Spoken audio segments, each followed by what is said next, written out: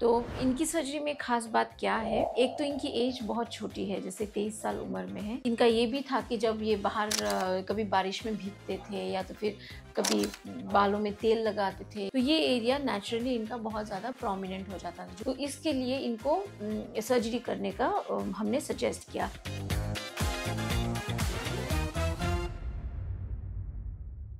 नमस्कार, मैं डॉक्टर प्रतिभा प्रधान हूँ, hair free hair grow Kolkata से।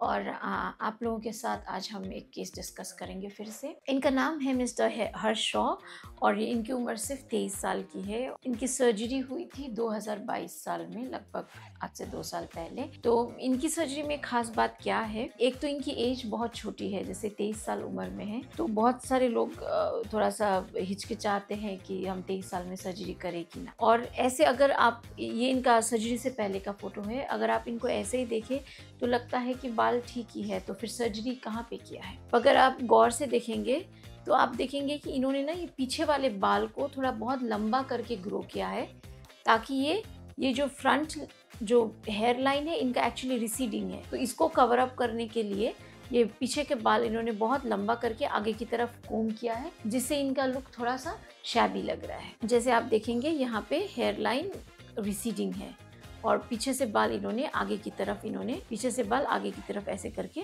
कोम किया हुआ है। इनका एक्चुअल में जो हेयर नहीं था वो ये पूरे पोर्शन में इनके बाल नहीं थे, जो मार्किंग किया हुआ है यहाँ पे बाल नहीं थे। और सो इससे क्या होता है, अगर आप पीछे से आगे कोम करेंगे, आपको ये एरिया में एक थोड़ा सा कवरेज तो मिल जाता है, पर वो फिर भी बाल बहुत लंबे होने से लुक थोड़ा सा शैबी हो जाता है, जैसे इनका मैंने बोला था।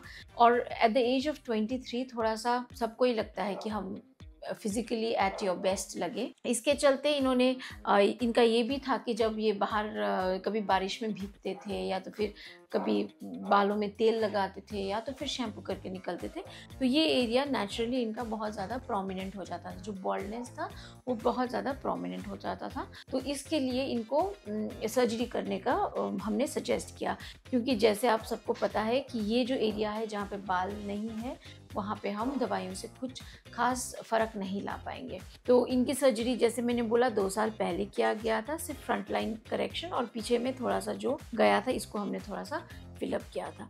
तो ये है इनका हेयर लाइन जो हमने ड्रॉ किया, और ये था, ये पीछे तक जितना गया था ये सब हमने इनका कवर किया है। जो कि इनका जब ये लोग ये यहाँ के बाल लंबे करके यहाँ पे कवर कर रहे थे तो वो सामने से इतना पता नहीं लग रहा था। तो ये है इनका सर्जरी के बाद में इम्प्लांटेशन करा हुआ जो ग्राफ्ट्स है, और ये भी आप देख सकते हैं। ये एरिया में हमने जो इनका पूरी नहीं गया था, थोड़ा सा मर्ज किया है। यहाँ पे एग्जिस्टिंग हेयर था और उस एग्जिस्टिंग हेयर के साथ हमने इसको मर्ज किया है ताकि वो एक थोड़ा सा नेचुरल लुक लगे। टेम्पल्स हमने नहीं बनाया बिकॉज इनके टेम्पल्स सही थे, और इनका ग्राफ्ट हमने लगभग लगाया है 2570, और टेक्निक था इनका IFU। और ये आप देख सकते हैं 6 महीने का रिजल्ट। पहले जो ये बाल बना रहे थे बहुत लंबे, और वो बाल लंबे होके सामने आके से कर्ल होके थोड़ा सा लुक इनका ख़राब लग रहा था और इनको थोड़ा कॉन्फिडेंस इनका डाउन हो गया था।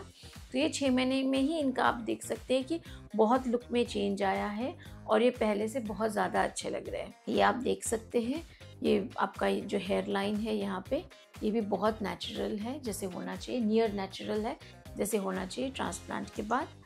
और ये इनका है बिफोर सर्जरी और आफ्टर सर्जरी का। यहाँ पे आपको क्लियरली समझ आएगा कि ये वाला हेयर लाइन में इनका हेयर का कम बॉल्डनेस है, और ये हमने जो क्रिएट किया है वो लाइन बहुत ज़्यादा नेचुरल लग रहा है। ये इनका फ्रंट का लुक बिफोर सर्जरी और आफ्टर सर्जरी, और ये इनका साइड व्यू बिफोर सर्जरी। और ये आप देख सकते हैं क्लियरली, बहुत ज़्यादा आप देख सकते हैं सर्जरी के बाद इन्होंने बाल कितने शॉर्ट किए, और ये बहुत ज़्यादा इनका लुक को इनहेंस कर रहा है। पहले सर्जरी से पहले ये अपने बाल को कितना लंबा रखते थे, जस्ट उनको बिकॉज ये जो बॉल्ड स्पॉट था उनको हाइड करना चाह रहे थे।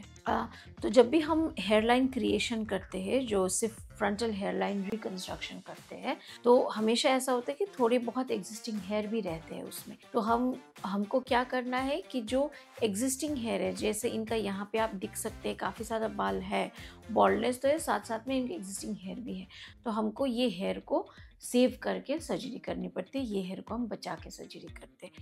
उसके साथ ये जो आपका पीछे जो बाल है जो काफ़ी अच्छा ही डेंसिटी है, उसके साथ हमको इसको हेयर लाइन को ये जो पीछे की तरफ हमको मर्ज करना है। और दूसरा चीज़ क्या है हेयर लाइन रिक्रिएशन में, कि हमको यूज़ करना पड़ता है ज़्यादातर सिंगल हेयर फॉलिकल, क्योंकि आप देखेंगे कि जब भी ये वाला एरिया होता है जिसका नॉर्मल हेयर होता है, नॉर्मली क्या होता है ये वाले बाल बहुत ही ज़्यादा पतले होते हैं, नेचुरली बहुत ज़्यादा पतले हैं, तो उसको हमको रेप्लिकेट करने के लिए ये वाला एरिया में हम सिंगल हेयर का इस्तेमाल करते हैं, ताकि आपका जो हेयर लाइन रिक्रिएशन हो ये नियर नेचुरल लगे, विग जैसा ना लगे, ऐसा ना लगे कि आपने कुछ करवाया हुआ है।